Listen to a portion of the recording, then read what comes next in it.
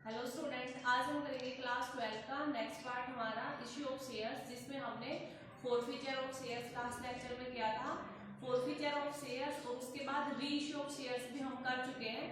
आज हम करेंगे री इश्यू ऑफ शेयर्स का एक क्वेश्चन करके देखते हैं, ठीक है, जिससे आपको इजीली समझ में आ जाएगा। तो आपका क्वेश्चन है, Pawan limited was registered with an authorised capital of 5 lakh. Pawan limited है, उसके अथोराइज्ड कैपिटल है 5 लाख की, और ये कैपिटल डिवाइड है 10 रुपीज ईच के एक शेयर में, यानी कि एक शेयर की कीमत है 10 रुपीज। तो यानी कि नंबर ऑफ शेयर्स कितने हो गए, नंबर ऑफ शेयर्स हो गए उस कंपनी के, देखिए टोटल अमाउंट है उसकी 5 लाख की, एक शेयर 10 रुपीज का है, तो शेयर्स कितने हो गए 50,000, ठीक है, नंबर ऑफ शेयर्स निकल गए 50,000। उसके बाद है it purchase a building from Y rupees 2 lakh, उसने वाई से एक बिल्डिंग खरीदी है 2 लाख की। तो सबसे पहले तो बिल्डिंग खरीदी, उसकी हम एंट्री करते हैं बिल्डिंग अकाउंट डेबिट, तो किससे खरीदी है वाई से, ठीक है, तो 2 वाई अकाउंट कर दीजिए या फिर वेंडर, ठीक है, या फिर वेंडर अकाउंट कुछ भी कर दीजिए आप, कितने में 2 लाख में। उसके बाद है and issue fully paid up shares to Y for purchase consideration, और उसने वाई को फुली पेड अप शेयर्स दिए बिल्डिंग के बदले में, यानी कि बिल्डिंग खरीदी है, उसको कैश नहीं दिया, बिल्डिंग के बदले में क्या दिया है, शेयर्स दिए हैं, तो किसको दे दिए, वाई को, ठीक है, तो वेंडर अकाउंट डेबिट या फिर वाई अकाउंट डेबिट। और टू कैश नहीं दिया, शेयर दिए, तो टू शेयर कैपिटल, अगर कैश देता तो हम टू कैश अकाउंट करते यहाँ पे, ठीक है, कितने से, उसको फुल पेमेंट करते 2 लाख की। उसके बाद नेक्स्ट है हमारा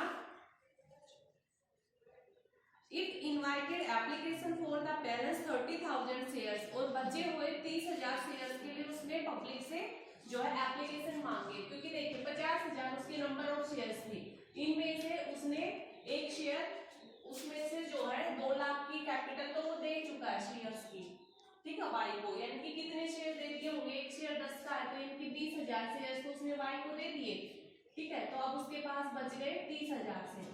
इस 30,000 शेयर्स के लिए उसने जनता से एप्लीकेशन मांगी है शेयर, और उन शेयर्स के ऊपर अमाउंट कैसे पे करनी थी, एप्लीकेशन का 3 रुपए, एप्लीकेशन के ऊपर 3 रुपीज, अलॉटमेंट के ऊपर 3 रुपीज, फर्स्ट कॉल के ऊपर 2 रुपीज एंड फाइनल कॉल के ऊपर 2 रुपीज, 10 रुपीज टोटल हो गए ना। उसके बाद है Ashok who had been allotted 500 shares failed to pay both the whole, एक बंदा था अशोक जिसको 500 शेयर्स दे रखे थे, ठीक है, अशोक के पास 500 शेयर्स थे, उसने दोनों ही कॉल नहीं दी, ना तो फर्स्ट कॉल दी और ना ही उसने सेकंड कॉल दी, ये दोनों कॉल की अमाउंट उसने नहीं दी। ये शेयर्स वर फोरफिटेड, उसके शेयर्स को जब्त कर लिया गया, ये दोनों कॉल जब उसने नहीं दी तो इन शेयर्स को क्या कर दिया, फोरफिटेड,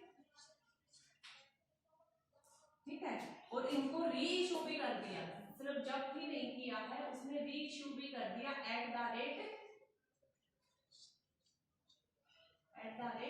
9 रुपीज, ठीक है, 9 रुपए पर इनको री इशू भी कर दिया है एज 9 रुपीज पर share to Hari as fully paid up, यानी कि as a fully paid up मानते हुए, ठीक है, एज फुली पेड अप मानते हुए उसको 9 रुपए में इशू कर दिया है, यानी कि 10 रुपए का कीमत का शेयर 9 रुपए में दे दिया, क्योंकि फुली पेड अप है ना, तो 10 वाला शेयर उसको 9 रुपए में दे दिया, यानी कि 1 रुपए का उसको डिस्काउंट दिया है, ठीक है। अब हमारा ये सब कुछ हो गया, अब हम अपनी जर्नल एंट्री पे चलते हैं। तो सबसे पहले जर्नल एंट्री देखिए, बार बार आपने ये नहीं कराऊंगी, सिर्फ इस क्वेश्चन में एक बार और आपको करा देती हूँ, क्योंकि अब हमें आ गई है first bank account debit to share application account debit, first entry हो जाएगी, शेयर्स थे हमारे 30,000 की, एप्लीकेशन पे अमाउंट 3 रुपीज की, ठीक है, तो हमारे आ जाएगी 90,000। उसके बाद share application account debit to share capital account credit, हम इसको कैपिटल में ट्रांसफर कर देंगे, ये अमाउंट आ जाएगी। उसके बाद हमारा आ जाएगा share allotment account debit to share capital account credit, ठीक है, ये मैं जल्दी करा रही हूँ क्योंकि ये क्वेश्चन तो हम कर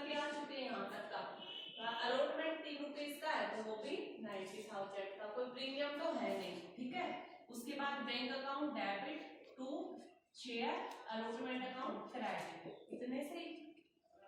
उसके बाद हमारा हो जाएगा share first call account debit to share capital account credit, ठीक है। कितने से? शेयर है 30,000 के, फर्स्ट कॉल 2 रुपए की है, तो 60,000 हमारे पास आने चाहिए। उसके बाद bank account debit to share first call account credit, ठीक है। अब देखिए, लेकिन बैंक में हमारे पास 30,000 शेयर्स के ऊपर 2 रुपए नहीं आ रहे हैं।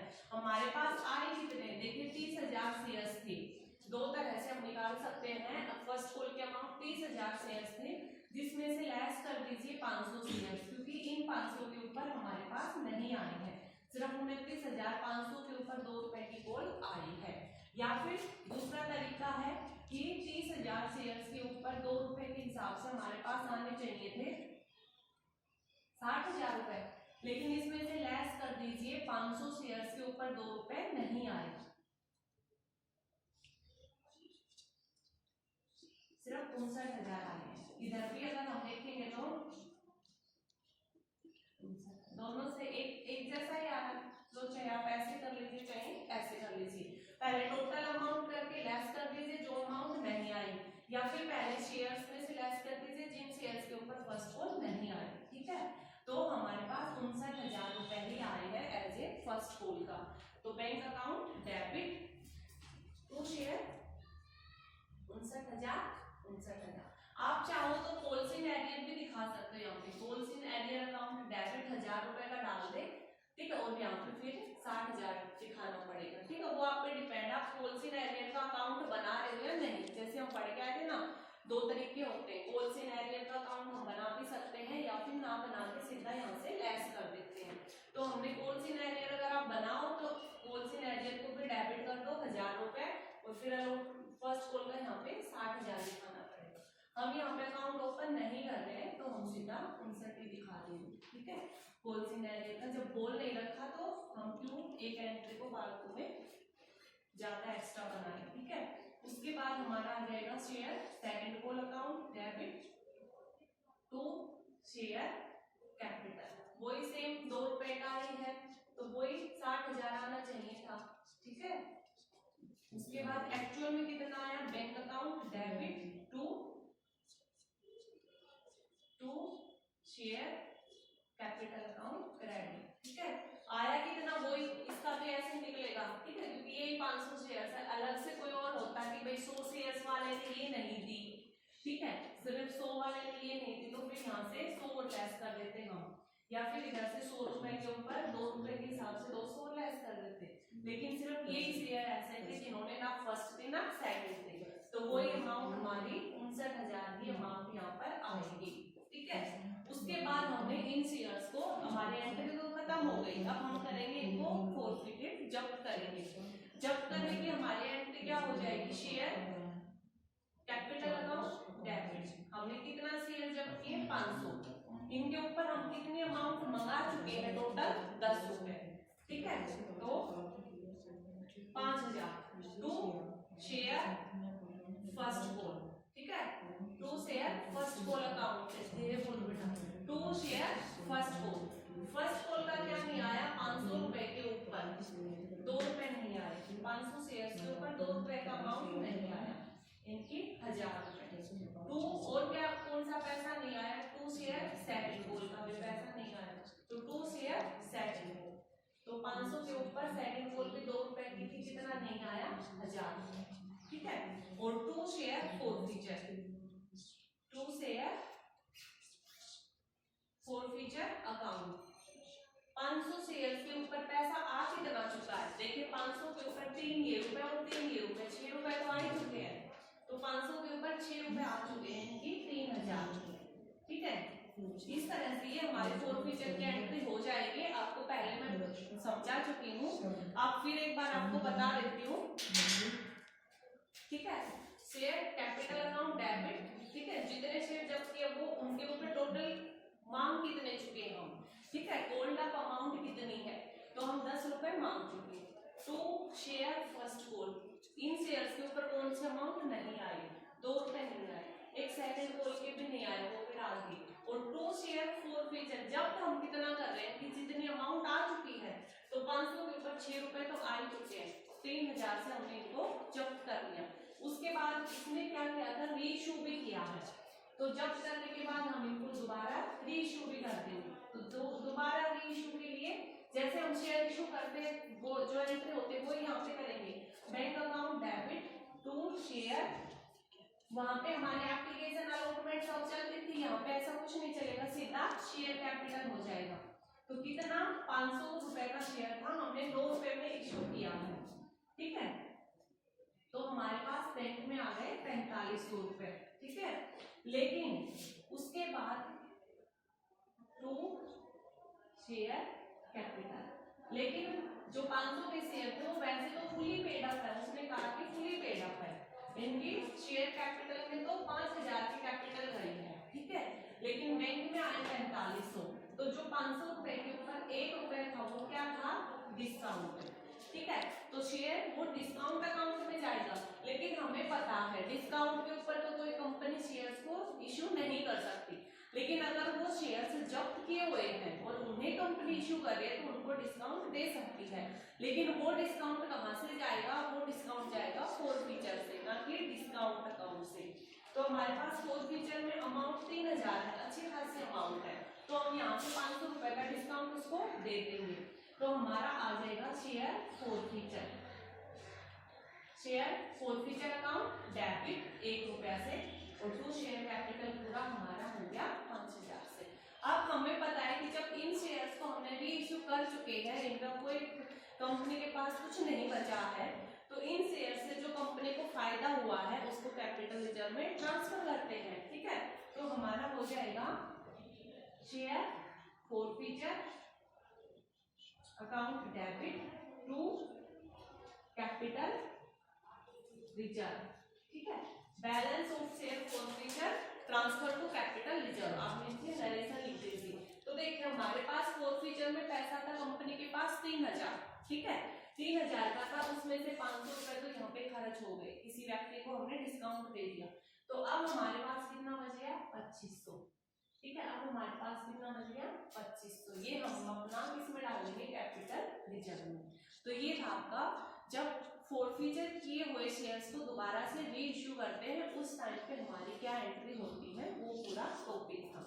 अब इसी के साथ इसका एक छोटा सा पॉइंट और है, वो मैं करा देती हूँ आपको, बैलेंस शीट बनाना, एक बार इसको रिलीज कर दूं मैं,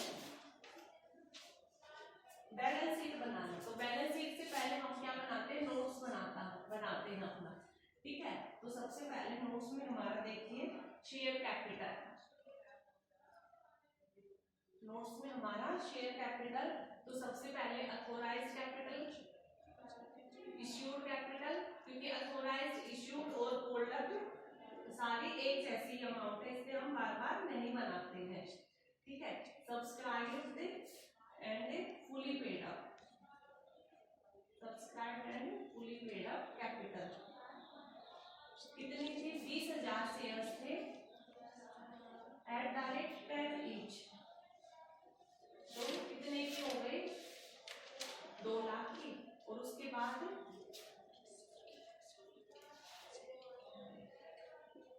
30,000 शेयर से एट द रेट 10 ईच, तो 3 लाख की हमारी ये कैपिटल हो गई 5 लाख की, ठीक है। अब हमारा नोट्स में आगे आ जाएगा हमारा रिजर्व एंड सरप्लस, ठीक है, आगे आ जाएगा reserve and surplus, reserve and surplus. Reserve and surplus में हमारा देखिए सिक्योरिटी प्रीमियम तो है नहीं, वरना वो भी आ जाता, तो हमारा है क्या, कैपिटल रिजर्व, कैपिटल रिजर्व कितने का, 2500 का, जो कि हम अभी अभी निकाल के आए हैं 2500 का। और उसके बाद है हमारे, क्योंकि हम नोट्स बना रहे हैं, हम अपनी एसेट्स भी दिखा सकते हैं, ठीक है, टेंजिबल एसेट्स, उसमें हमने एक बिल्डिंग खरीदी थी वाई से, तो हम बिल्डिंग भी दिखा देंगे, ठीक है, कि बिल्डिंग खरीदी थी। और उसके बाद हमारा कैश दिखा देंगे, कैश के लिए तो हमें कैश का देखना पड़ेगा, जोड़ लगाना पड़ेगा कि हमारा कैश का बैलेंस कितना, एक तो 90,000 का ये रहा कैश, दूसरा 90,000 का ये कैश रहा, तीसरा 59 का ये कैश रहा। तो चाहे आप तक, ठीक है। तो अब हमारा ये नोट्स बन जाएगा, उसके बाद हम अपना बनाएंगे लास्ट में बैलेंस शीट। ये तो सिंपल से है, ठीक है। तो सिर्फ एक बार इस क्वेश्चन में मैं आपको क्लियर कर देती हूँ। सबसे पहले बैलेंस शीट में हमारी चली जाएगी इक्विटी एंड लायबिलिटीज, उसके में अंदर में आ जाएगा share holder fund. Equity and liabilities में शेयर होल्डर फंड, सबसे पहले शेयर कैपिटल 5 लाख, ठीक है। क्योंकि देखिए अब आप कहोगे कि हमने तो 500 शेयर जब्त कर लिए थे, तो 5 लाख ही कहाँ बचे, क्योंकि वो 500 हम री इशू भी तो कर चुके हैं, तो मार्केट में पूरा का पूरा हमारा शेयर गया हुआ है। अगर वो हमने जो जब्त किए थे वो शेयर अगर हम वो री इशू ना करते तो यहाँ पे हमारी कैपिटल कम हो जाती 500 वाले शेयर से, ठीक है। और 10 रुपए का एक शेयर तो 5000 से कम हो जाती। Second, reserve and surplus. Reserve and surplus वो कितना था 2500 का, ठीक है। तो 5,25,000 का हमारा 2500 का ये पूरा हो गया। उसके बाद हमारी एसेट्स आ जाएगी। एसेट्स में सबसे पहले non current assets. Non current assets में हमने एक बिल्डिंग खरीदी थी, ठीक है। तो वो बिल्डिंग थी हमारी 2 लाख की। और करंट एसेट्स का अगर हम हेडिंग बनाएंगे तो करंट एसेट्स में हमारे पास है कैश। कैश का टोटल बैलेंस आएगा 3,02,500, ठीक है। तो इस तरह से हमारी बैलेंस शीट कंप्लीट हो जाएगी। तो मेन आपका ये जो नोट्स है बैलेंस शीट है, ये तो आपको सिंपल इजीली है, आप जल्दी से कर लोगे, ठीक है। समझ में आ जाएगा, एक दो क्वेश्चंस पे करोगे, इसमें कुछ भी नहीं। शेयर्स का रिजर्व एंड सरप्लस में जो भी सिक्योरिटी प्रीमियम और रिजर्व का होता है इसमें डाल लेते हैं, ठीक है। और बिल्डिंग कोई खरीदी है या फिर कैश और बैंक का जो टोटल है वो लिख देंगे। मेन हमारे होते जनरल एंट्रीज, ठीक है। तो आपको ये क्वेश्चन समझ में आ गया। तो देखिए नेक्स्ट है हमारा ऊपर का पोर्शन है, ठीक है। वो मैं नहीं करा रही हूँ कि सिंपल एप्लीकेशन अलॉटमेंट कोई एंट्री है जो हम पिछले 18 क्वेश्चन कर चुके हैं। तो लास्ट का सिर्फ जो नया पॉइंट है वो इसमें क्या है, देखिए 20,000 शेयर है कंपनी के, उसने इश्यू किया @10 के ऊपर। एप्लीकेशन पे 3, अलॉटमेंट पर 3, फर्स्ट कॉल के ऊपर 3 रुपए और फाइनल कॉल के ऊपर 2 रुपए। इस तरह से कंपनी ने फिक्स किए हैं टोटल 10 रुपीज। कंपनी ने ये जो फाइनल कॉल है ये नोट मेड बाय कंपनी। अभी कंपनी ने ये 2 रुपए नहीं मंगवाए, किसी से भी नहीं मंगवाएंगे, ठीक है। जब कंपनी को जरूरत होगी तब वो मंगवाएगी। उसने सिर्फ फर्स्ट कॉल तक की अमाउंट मंगवाई है, ठीक है। लेकिन एक व्यक्ति जिसके पास 100 शेयर्स थे उसने ना अलॉटमेंट दिया ना उसने फर्स्ट कॉल दिया। फर्स्ट कॉल नहीं थी, कंपनी ने उसको जब्त कर लिया और तभी की तभी री इशू भी कर दिया 8.5 पर, ठीक है। तो ऊपर से वही सब कुछ सेम है। शेयर अलॉटमेंट में हम लेस कर देंगे 100 शेयर्स के ऊपर 3 रुपए की अमाउंट, ठीक है। तो बैंक अकाउंट में बाकी की जो अमाउंट आएगी वो हमारे पास आएगा। तो कुछ ऐसा मुश्किल नहीं है, हम सिर्फ फॉरफीचर करने की एंट्री देखते हैं। हमने उससे अलॉटमेंट फर्स्ट कॉल तक मंगाया नहीं दिया, अब हम उसके शेयर्स को क्या करेंगे, जब्त करेंगे। तो हमारे एंट्री क्या हो जाएगी, शेयर्स कैपिटल अकाउंट डेबिट। कितने शेयर जब्त किए, 100 शेयर।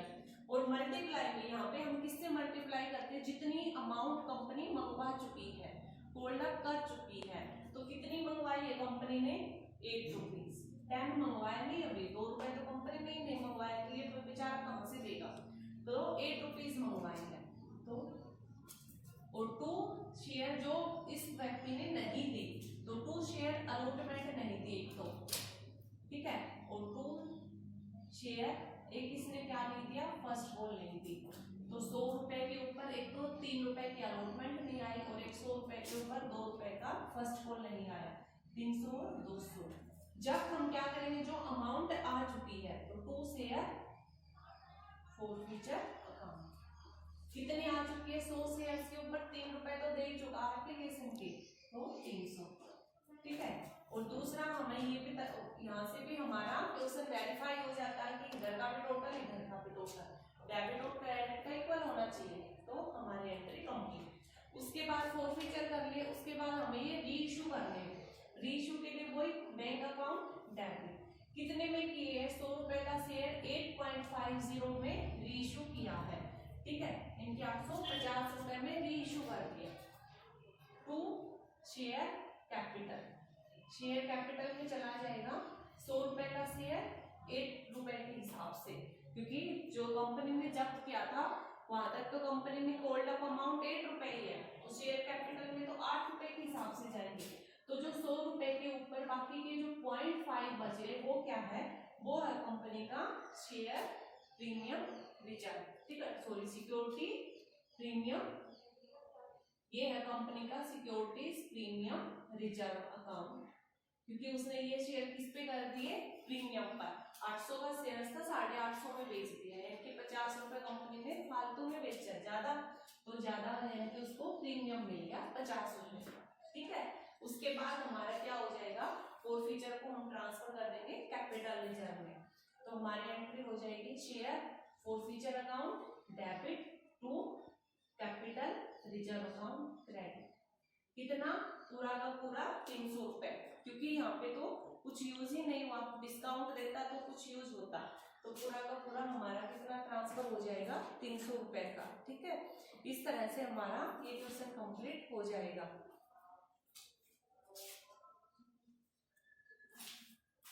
ठीक है, इस तरह से। अब हमारा नेक्स्ट क्वेश्चन देखिए, इसमें क्या है, 10,000 शेयर्स हैं, ठीक है, 10 रुपीज ईच का, एप्लीकेशन पर 1, अलॉटमेंट पर 2, फर्स्ट कॉल पर 3 और बैलेंस के अमाउंट को सेकंड एंड फाइनल कॉल पर मंगा रहा है। तो 10 रुपीज ईच है, तो बैलेंस कितना बच जाएगा 4 रुपीज का, ठीक है। उसके बाद एक राम है, ठीक है, उसको 100 शेयर्स दिए थे कंपनी ने और उसने अलॉटमेंट ही नहीं दी, और कंपनी ने तब की तब ही इसको जब्त कर लिया, 100 शेयर्स को।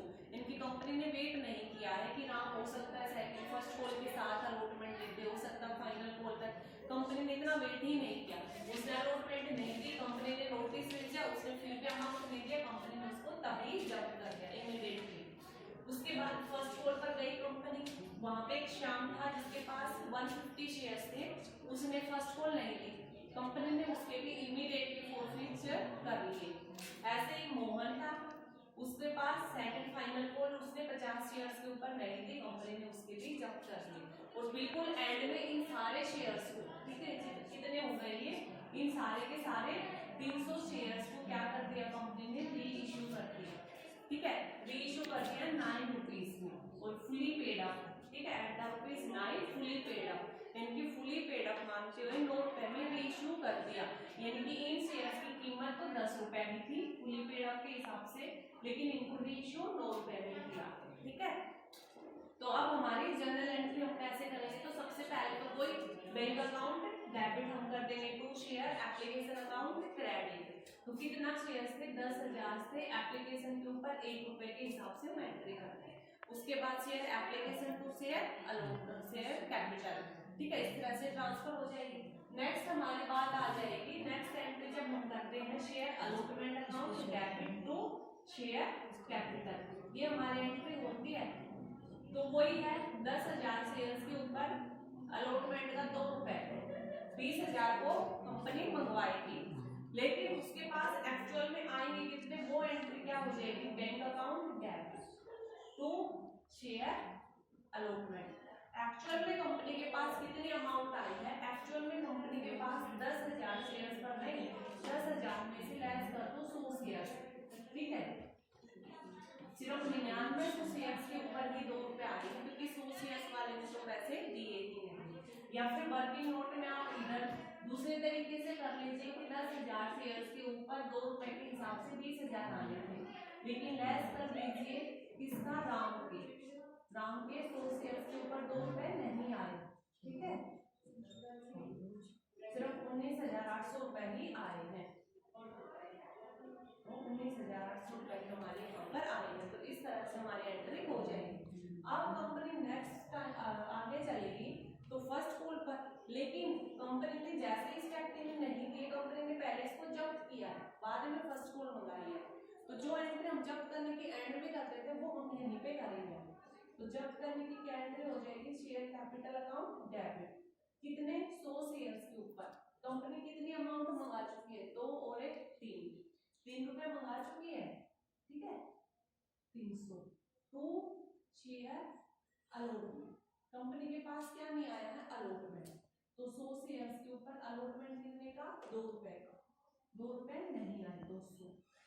टू शेयर फोरफीचर अकाउंट, ₹100 के ऊपर अमाउंट आ कितनी चुकी है, ₹1 तो आ गया, तो ये हमने जब्त कर लिया। रीइश्यू अभी नहीं किया, रीइश्यू बिल्कुल एंड में कर लिया। तो अब हम नेक्स्ट चलते हैं, इसके जब्त कर लिया, एक एंट्री हो गई। अब हम नेक्स्ट चलते हैं शेयर फर्स्ट कॉल पर। तो share first call account debit to share capital, इस तरह से हमारी एंट्री होती थी। अब आप यहाँ पे गलती करोगे, अब आप वहाँ पे ये गलती करोगे, 10,000 मल्टीप्लाई में फर्स्ट कॉल कितने की, ₹3 की, यही करोगे। लेकिन ये नहीं करना है। अब क्या कंपनी के पास 10,000 शेयर्स है? नहीं है, क्योंकि अब कंपनी के पास जो 10,000 शेयर्स कंपनी ने इश्यू कर रखे थे, उसमें से 100 शेयर्स तो कंपनी ने वापस अपने पास जब्त ही कर लिए। तो मार्केट में अब कितने शेयर है, 9900, 9,900। तो अब कंपनी के पास 9,900 शेयर्स हैं, जिनके ऊपर ₹3 की फर्स्ट कॉल उसके पास आएगी। तो ये चीज याद रख लेना, अगर वो इमीडिएटली साथ साथ जब्त करता जा रहा है तो उतने ही शेयर आपको साथ साथ लेस करते जाने हैं। तो यहाँ पे 29,700 ही की वो डिमांड कर सकता है। अब नेक्स्ट जब उसके पास अमाउंट आएगी, ठीक है, तो मैं ऊपर का साफ कर लेती हूँ। जब उसके पास पैसे आएंगे तब उसकी क्या एंट्री हो जाएगी, बैंक अकाउंट डेबिट। अब उसके पास देखिए 9,900 शेयर्स में से 150 शेयर्स वाले ने तो यहाँ पर भी अमाउंट नहीं दी, तो बाकी की जो अमाउंट बची है उसके ऊपर आए हैं ₹3, तो हमें ये भी ध्यान रखना है, ठीक है। इसके बाद ये अमाउंट आ गई टू शेयर फर्स्ट कॉल की, यहाँ पे मल्टीप्लाई करके जो भी आएगा, ठीक है। अब उसने फर्स्ट कॉल नहीं दी, हम मांग चुके, अब हम उसको जब्त करेंगे, क्योंकि वो साथ साथ जब्त करता जा रहा है। तो शेयर कैपिटल अकाउंट डेबिट, जब्त करने की एंट्री टू शेयर, उसके बाद उसने क्या नहीं दिया, फर्स्ट कॉल नहीं दी, तो टू शेयर फर्स्ट कॉल, और टू शेयर फोरफीचर अकाउंट, ठीक है। तो उसने कितने जब्त किए, कंपनी ने 150 शेयर्स, कितने रुपए मंगा चुकी है वो, 3 तो 5 वाले ₹6, ठीक है, ₹200। 150 शेयर्स के ऊपर क्या नहीं आए, ₹3 की फर्स्ट कॉल नहीं आई, 450। लेकिन 150 शेयर्स के ऊपर देखिए 2 और 1 ₹3 तो आ चुके हैं ना, तो ये हमारी क्या हो जाएगी, जब्त करने की एंट्री। तो आप बस इन चीजों को याद रख लीजिए कि कब जब्त कर रहे हैं, जब्त कर रहे तो उनको लेस करते जाइए। जैसे यहाँ पे कंपनी ने 100 शेयर लेस कर दी, अब 19 शेयर के ऊपर अलॉटमेंट मंगाई, उस अलॉटमेंट में से भी लेस कर दो 150 शेयर्स, 9900 शेयर्स में से 150 शेयर्स तो अब भी नहीं आए, जो बचा उसी के ऊपर ₹3 आए, और उन 150 को हमने यहाँ पे जब्त भी कर लिया। उसके बाद नेक्स्ट हमारी एंट्री हो जाएगी इसकी, शेयर फाइनल कॉल की, share second and final call account debit to share capital, ये हमारी एंट्री होती है। अब कंपनी के पास कितने शेयर है, 9,900 थे, उसमें से 150 भी गए, 150 भी कंपनी ने जब्त कर लिए, कितने बच गए, 9,750। अब सिर्फ 9,750 रुपए के ऊपर ही हमारे क्या आएगी, फाइनल कॉल ₹4 की आएगी, ये याद रखो, ठीक है। अब इसके ऊपर जो भी आएगी उसको हम बैंक में डाल देंगे, बैंक अकाउंट है, लेकिन बैंक में भी 9,750 में से 50 वाले शेयर्स के ऊपर ₹4 नहीं आएंगे, तो 9,750 में से हमने 50 लेस कर दिया। या बाकी आप दूसरे तरीके से कर लीजिए, 9,750 को मल्टीप्लाई कर दीजिए 4 से और लेस कर दीजिए ₹50 के ऊपर ₹4, ठीक है। तो बैंक में हमारे पास इतने ही अमाउंट आए। तो अब जो नहीं आई उनको जब्त कर लेते हैं, तो शेयर कैपिटल अकाउंट डेबिट, कितना, ₹50। कितने मांग चुके हम यहाँ तक, ₹10 की डिमांड कर चुके हैं। टू शेयर कितना नहीं आया, सेकंड एंड फाइनल कॉल, तो to share second and final call account debit, ₹50 के ऊपर हमारी कितने की थी, ₹4 की, ₹200 नहीं आए, तो जो आ चुके उन्हें तो जब्त करें ना, तो टू शेयर फोरफीचर अकाउंट, तो ₹50 के ऊपर कितने रुपए आ चुके, 300, ठीक है, ₹300 आ चुके हैं, तो ये हमने जब्त कर दिया। अब कंपनी ने क्या किया है कि इन सभी शेयर्स को जितने भी जब्त किए थे, एंड में कंपनी ने रीइश्यू कर दिया, तो रीइश्यू की एंट्री क्या हो जाएगी, bank account debit, bank account debit. कितने डी हुआ दे, टोटल कितने जब्त कर चुके, 300 शेयर्स और 9 रुपए में किए 2700, लेकिन 10 रुपीज फुली पेड अप है, तो 2 शेयर कैपिटल अकाउंट पे क्रेडिट। 300 शेयर 10 रुपीज का, तो कैपिटल का कितना है, 3000 का हिस्सा। अब बच गया वो कहाँ, डिस्काउंट दिया। तो अब हम देखते हैं कि क्या हम फोरफीचर अकाउंट से वो डिस्काउंट दे सकते हैं। तो फोरफीचर के अमाउंट देखते हैं, ठीक है। Forfeiture amount on Ram share, Ram के शेयर से हमें कितनी अमाउंट मिली फोरफीचर की, वो देखते हैं।